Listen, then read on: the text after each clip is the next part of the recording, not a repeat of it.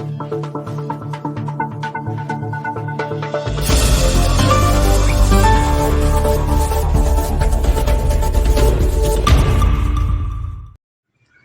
ہے، خاص کشش ہے، حالانکہ پاکستانی وہاں پہ بڑے پرابلم میں ہوتے ہیں، دیار غیر میں ہوتے ہیں، ہر طرح کی پرابلم فیس کرنی پڑتی ہے، غیروں کا ملک ہوتا ہے، اور جو ہے نا اپنے گھر والوں کی یادیں آتی ہیں، اس کے باوجود اس علاقے کی سبا سرواق اور یہ ہے نا یہ اپنا انڈونیشیا اور ملیشیا جو کہ سب جو ہے نا پڑوسی ملک ہے، جو کہ پڑوسی ملک ہے۔ سنگاپور تو جو ہے وہ چائنیز جو ہے نا وہ وہاں جا کر کے لڑتے ہوئے انہوں نے اپنا مورچہ بندی کی، اور وہی انہوں نے بڑی طاقتوں نے، امریکہ نے اور دوسرے ملکوں نے ساتھ دیا، اور انہوں نے اپنے آزادی کا اعلان کر دیا۔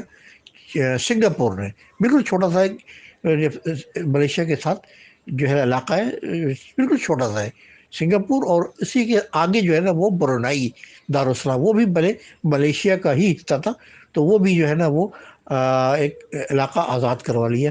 یہ ہے برٹش تھے، انہوں نے جو ہے نا وہ آگے ان کے ہاتھ پاؤں جوڑے، اور یہ انہوں نے جو ہے ان کو آزادی دلوا دی۔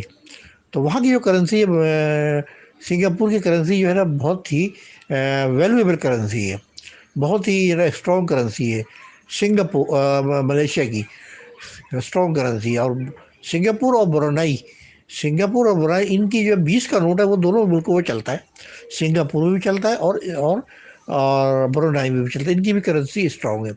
رہ گیا پڑوسی ملک انڈونیشیا، تو اس کی کرنسی بہت ہی ویک ہے، اس کی کرنسی بہت ہی ویک ہے کہ اگر آپ یہ وہاں کوئی پاکستانی جاتا ہے تو وہاں جاتے ہی کروڑ پتی بن جاتا ہے۔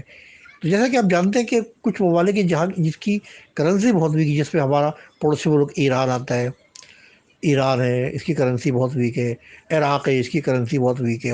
اس طرح کئی ممالک ہیں جہاں پہ جن کی کرنسی جو ہے نا بہت ویک ہے، جس طرح اپنا ایک جو ہے نا وہ پڑوسی ملک بھی کہہ لیں اس کو، تاجکستان، اس کی بھی کرنسی جو ہے نا بہت ہی ویک ہے جی۔ تو بہرحال اگر کرنسی ویک ہو اگر تو اس سے لوگوں کو زیادہ فائدہ ہوتا ہے۔ ہمیشہ یہ رول یاد رکھیں، یہ رولز ہے کہ اگر جس ملک کی کرنسی ویک ہوگی وہاں کی عوام خوشحال ہوگی، وہاں کے عوام زیادہ فائدہ حاصل کر سکیں گے۔ اگر وہ دوسرے ملک کو کمائیں اور اپنے ملک میں پیسہ بھیجیں تو وہ پیسہ جو ہے نا وہ 1000 سے اور 2000 سے ملٹیپلائی ہوتا ہے۔ جیسے کہ انڈونیشیا کی کرنسی تقریباً 1000 سے ملٹیپلائی ہوتی ہے۔ اگر 1 روپیہ پاکستانی اب سے وہاں بھیجے، اپنا انڈونیشیا بھیجے، تو تقریباً 1000 روپے بن جاتا ہے، 1000 روپے بن جاتے ہیں، 1000 گنا جو ہے بڑھ جاتے ہیں، ملٹیپلائی ہو جاتے ہیں۔ بہرحال بہت خوبصورت ملک ہے ملیشیا، بہت خوبصورت ہے۔ میں کافی عرصے وہاں پہ رہا، گھوما پھرا، وہاں کے لوگ بہت اچھے، وہ لوگ ان کے طور طریقے بالکل ہی الگ ہیں۔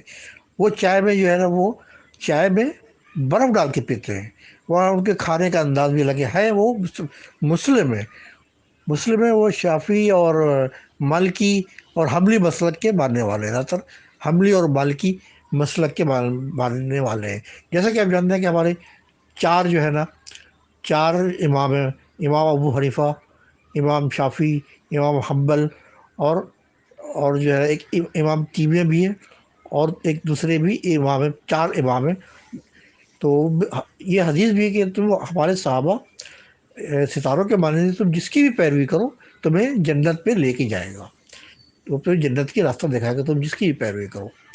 تو یہ ایک بہت بڑا ٹاپک ہے کہ جو ہے نا وہ مختلف علاقوں میں گئے امام شافعی اور امام حنبل، دوسرے علاقوں میں گئے امام ابو حنیفہ رحمہ اللہ علیہ جو ہے نا انڈیا پاکستان اور یہ اپنا تاجکستان وغیرہ کے ان علاقوں میں جو ہے نا انہوں نے تبلیغ کیا، اپنے ان کے پیروکار ہیں ان کے ان علاقوں میں۔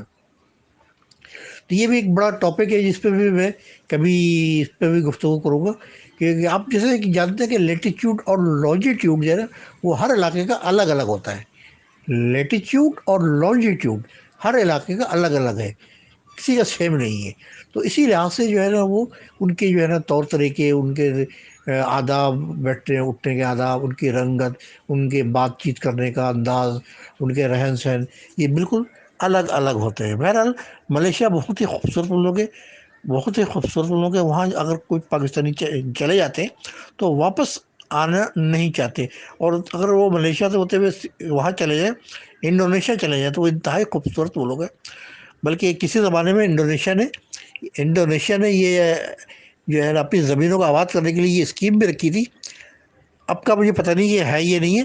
آپ 20 سال کے پٹے پر، 20 سال کے لیز پر انڈونیشیا کی زمینیں لیں، 20 سال 30 سال کے لیز پہ، اور اس کو آباد کریں، وہاں کمائیں اور آباد کریں. وہاں پر عورتوں کی جو ہے نا بہت زیادہ بہتات ہے. ملیشیا، انڈونیشیا، سنگاپور، برونائی، وہاں عورتوں کی بہت زیادہ بہتات ہے.